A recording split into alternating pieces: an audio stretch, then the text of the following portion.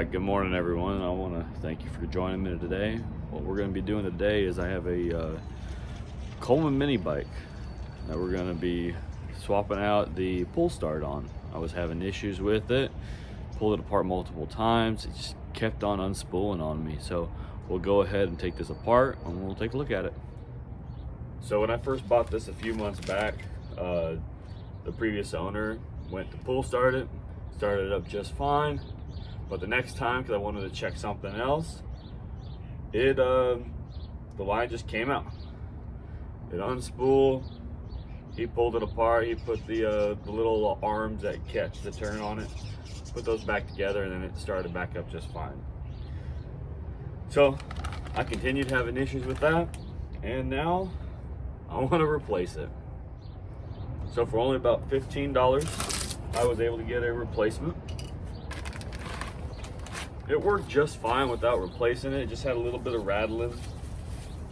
Because what I didn't realize is that on the inside of the plate, I'm not really going to take this off today, but these little spring arms, so when you turn it, the arms open up and they grab on to the motor to be able to turn it, to start it over. There's little tiny springs in here that keep those arms in. That's what's missing on those too, and part of the plastic housing is broken. So it's really loose in there. They rattle around. It just makes a lot of noise.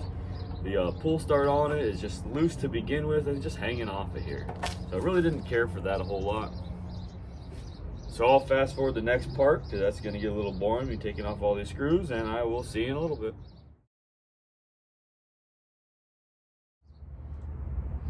So I went ahead and got this off of here. And you can see right here that the housing is broken on it. And these arms were just super loose.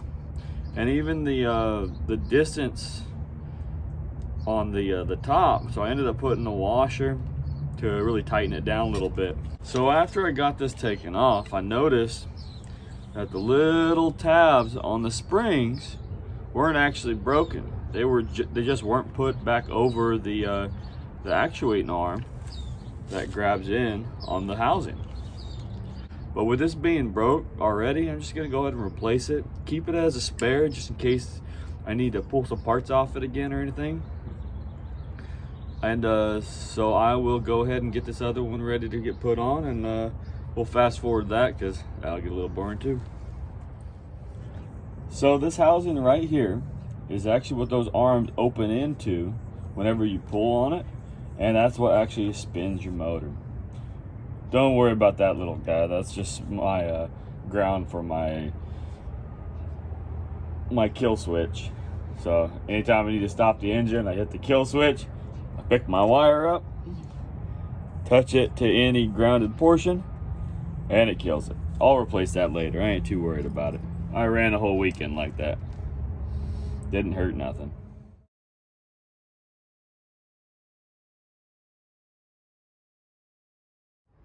So like I said a little bit ago, I had bought this a few months ago.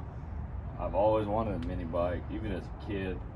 One of my buddies, when we were living up in Washington State, he had one, and he did the Gambler 100 little mini bike races up there, and I've always wanted one. So I finally was able to talk my wife and let me get this. And one of the things I had to do, because we were going out to state land here in California, is I needed to get something with a spark arrestor. And so I actually made this. I believe it's a 1.5 to a 2.5. Wanted something big enough that still had good airflow and I could get a lot of screen in there. So I wanted something that has a real fine mesh, prevent anything from popping out of there. So what I did is I had this reducer. And then I went ahead and over on this side, I drilled and tapped so I can put a set screw. I wanted to do 3, but I was having a really hard time, and I ended up breaking 2 tap sets. So I broke those taps. I ended up getting them cut off flush, packing them with this. It's not the JB Weld. It's a different one. It's the high temp. And that's also what I use to hold this screen mesh in. So it goes all the way around here. Got it as smooth as possible, made sure I didn't have anything sticking out of here. But I think it looks pretty good. I've had some friends that go out the desert with me and they thought it looked pretty nice as well. They didn't even realize it was something I had made. But as far as for those taps that I broke off, so I just sanded those as smooth as I can get it, as close to the metal, packed those with that same filler material, and then cleaned it all up and then just spray painted it black. So I do think it looks really nice. Most of this had already been done when I bought it. It's got the whole stage 2 kit with the jets. It's got the CVT on the other side as well, so that's why you have the engine raised to make room for that CVT. On flat to downhill, I can get it up to about 45. It's a fun little bike. I've climbed some great hills. The guys I was riding with, they just, I mean, it looked like a mountain goat just coming up some of those hills. But I had a blast on it, and I'm definitely going to continue riding it. I'm riding with guys on pretty quick four-wheelers and dirt bikes and everything else, and it's still one of those things that even though it's not the fastest thing, it's not the most comfortable thing, you definitely get the looks. The guys are reliving their childhoods from when they had these mini bikes, and they see you running through, and it's nice, it's fun, always a conversation starter, and you just pound through some stuff. One of the things I want to do is I actually want to build a Springer setup for this. Give yourself a little bit more height. The seat does make you feel like you're leaning back into it. So if I can build up, I've seen quite a few different setups. I'm gonna have to get a piece of either aluminum or sheet metal underneath there, get it folded up to the right shape underneath of it. That way, because this seat is all plastic, so it wouldn't be good on its own. But these mounts right down here, you can put the springs right on top of it and it'll raise it up, give you a little bit extra cushion. Those front shocks take a beat, and that is it, man, it makes it really, really nice. I rode all weekend and I did not even go through a full tank of gas, so I have no idea how far I could actually go on a full tank, but I do know that I could ride a whole weekend without really having to fill it up.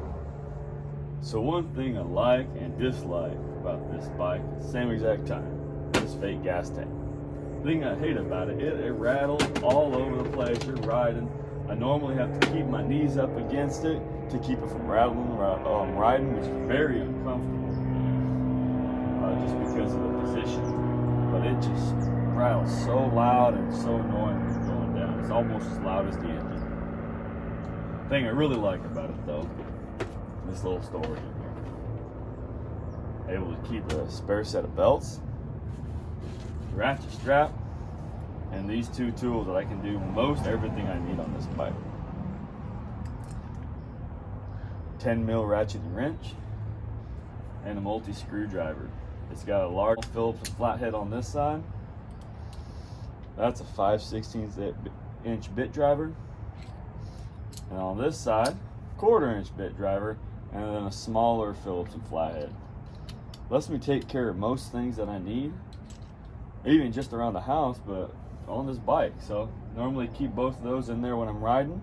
I'll pull them out of my tool bag once one day I'll want to keep something in here that has every single screw, bolt, Allen wrench, anything I need for this bike I want to keep in here. But I haven't quite got there, so I just pull these two things out of my toolkit, my tool bag, and throw them in there whenever we go out to the desert or go riding or something.